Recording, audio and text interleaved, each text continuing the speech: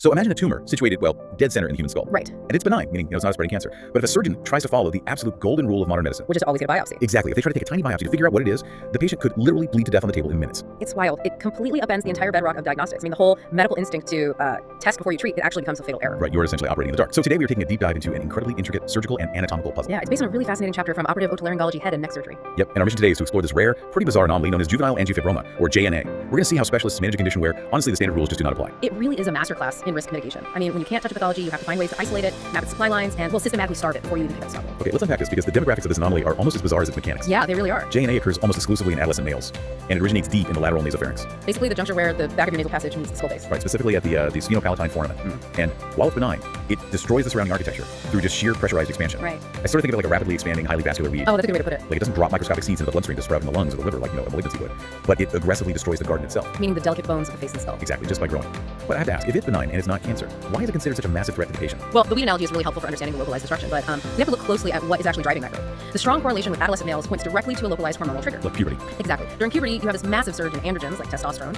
In a JNA patient, the vascular endothelial cells. Cells lining the blood vessels. Right. Those cells in this specific region of the nasopharynx, they have a mutated sensitivity to those hormones. Wow. Yeah. So the testosterone acts as an angiogenic trigger, essentially telling the local blood vessels to just multiply uncontrollably. So the body's own developmental signals are being, hijacked to build this mass? Pretty much. And as it grows, it pushes into the nasal cavity, the orbit, the eyes, and even the cranial cavity. Early on, a teenage boy might just have a persistently stuffy nose on one side. Or recurrent heavy nosebleeds, which is terrifying because a nosebleed in a 14-year-old boy is literally the easiest thing in the world to dismiss. Precisely. But underneath all that, the mass is continuously displacing normal anatomy. If left unchecked, it causes facial swelling, proptosis, Bulging eyes. right, and double vision. It eventually presses right against the optic nerve in the dura.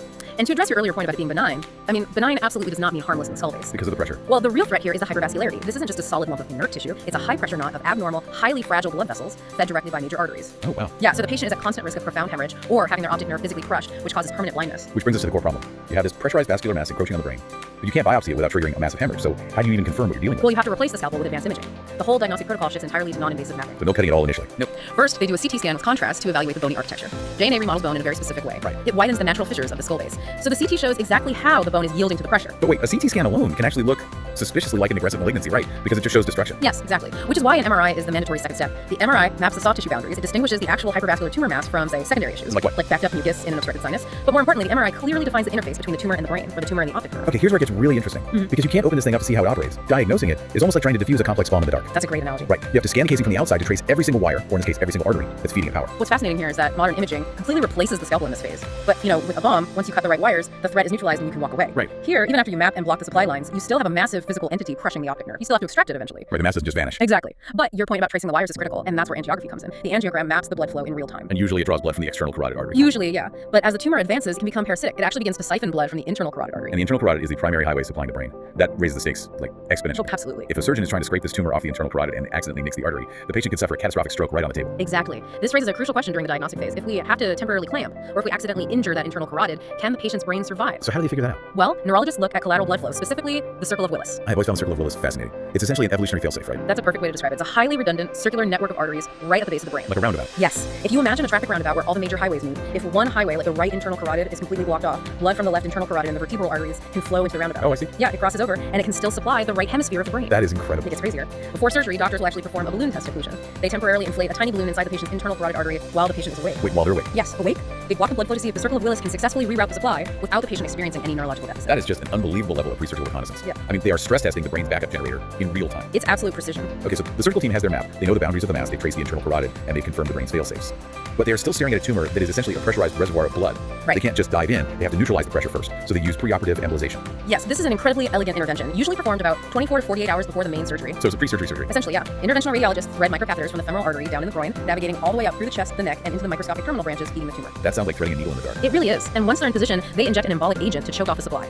The protocol frequently mentions using an agent called onyx, right? Yes, onyx, or sometimes quartz. It's described as a liquid that penetrates the tumor's capillary bed and hardens. Keep picturing them like pouring quick-drying concrete into the plumbing of a hijacked building. Well, concrete implies something rigid that might shatter or, damage the surrounding architecture. Oh, right. Onyx is actually an ethylene vinyl alcohol copolymer. When it contacts the blood, it precipitates from a liquid into a spongy adaptive solid. It's a spongy solid. Yeah, it flows into the microscopic voids of the tumor's vascular bed and casts the perfect internal mold of those vessels. So it stops the blood flow completely without destroying the integrity of the vessel walls. Okay, that makes much more sense. The precise cast, not just a rigid block of cement. But I mean, if they block the blood supply so perfectly, why doesn't doesn't the tumor just die on its own? Why do they still have to go and remove it? Because if we connect this to the bigger picture, embolization only reduces the bleeding risk. It doesn't eliminate the physical mass that's actively pressing on the optic nerve or the brain. Ah, right, the physical pressure is still there. Exactly. This step is pure risk mitigation. It turns an impossible fatal surgery into a survivable one. And the effectiveness of this embolization is so critical that the University of Pittsburgh Medical Center, or UPMC, they actually developed a specific staging system for JNA based entirely on it. They don't just stage the tumor by its They size. stage it based on residual vascularity after the embolization is complete. Exactly, because that residual flow is the single most accurate predictor of how much the patient will bleed during surgery.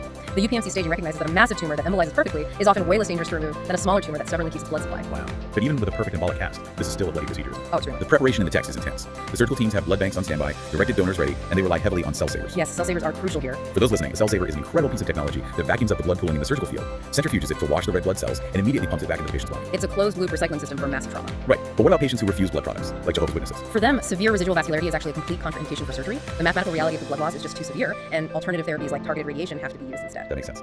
Okay, so the tumor is mapped, the vascular supply has been choked off with onyx, the cell savers are primed, now comes the actual extraction. The main event. Right, and the evolution of the surgery is remarkable, because historically, accessing the lateral nasopharynx required massive facial incisions, Literally splitting the face open and peeling back the facial structures to reach the skull base. which is horrifying to think about. But today, the gold standard is an endoscopic endonasal approach. They bypass the face entirely and work through the nostrils. Which is a monumental leap in minimizing superficial trauma and recovery time. But the endoscopic approach trades external facial incisions for an incredibly confined, perilous internal working corridor. Because they're working through the nose. Right, you are navigating instruments through a narrow mucosal tunnel surrounded by a dense minefield of cranial nerves. Okay, let's talk about those nerves, because the collateral damage here can be profound. The surgical path passes right by the infraorbital and mandibular nerves. Yes. If those are stretched or severed, the patient wakes up with permanent facial numbness, right? Like in their cheek or jaw. Exactly, and the greater palatine nerve is in the crosshairs too, which risks a permanently numb palate. But the one that really caught my attention in the literature was the Vidian nerve. The text notes that often the Vidian nerve has to be intentionally sacrificed to completely clear the tumor's root. So what does this all mean?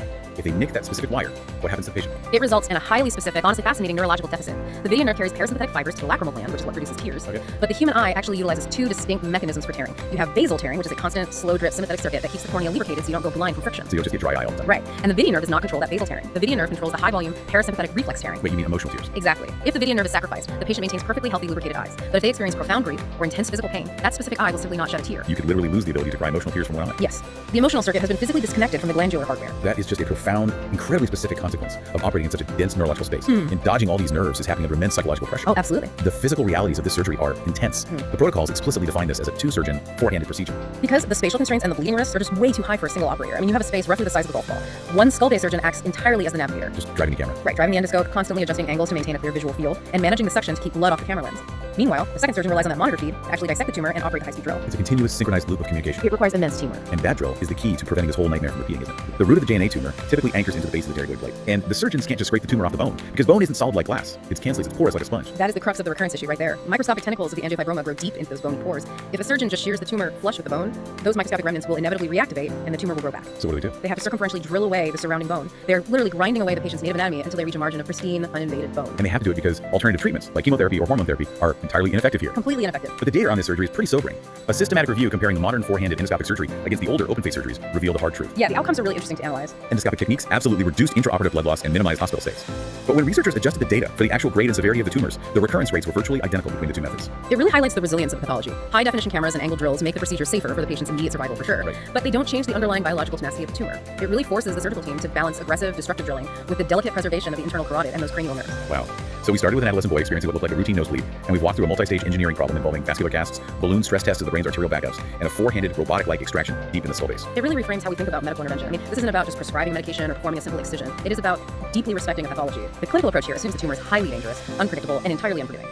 Every single step, the MRI mapping, the angiogram, the onyx embolization, it's all designed to strip away the tumor's advantages before the first cut is ever made. It's a brilliant, highly defensive strategy. And for you listening, even if you never encountered JNA in your life, this textbook chapter is just a masterclass in modern medical problem solving. It shows how doctors manage extreme risk through step-by-step engineering. Absolutely. But as we wrap up today's deep dive, I want to pivot back to that very first anomaly we discussed. This tumor almost exclusively targets adolescent males. Right, the hormonal aspect. Yeah, it relies on a highly specific surge of hormonal and genetic signals during puberty to mutate those localized blood vessels. Which is such a specific trigger. It makes you wonder, as our understanding of targeted gene therapies and receptor blockers advances, could we eventually bypass this brutal mechanical process entirely? That's the dream. Right. If medical science can decode the exact hormonal switch that commands those vessels to multiply, could we simply administer a targeted therapy to flip that switch back off? Just reverse the angiogenesis. Exactly. Imagine curing this terrifying pressurized mass by chemically starving it from the inside out without ever having to lift a scalpel or sacrifice a single nerve. It's a fascinating look at where the future of non-invasive medicine might take us. It really is. A thought to ponder long after this deep dive ends.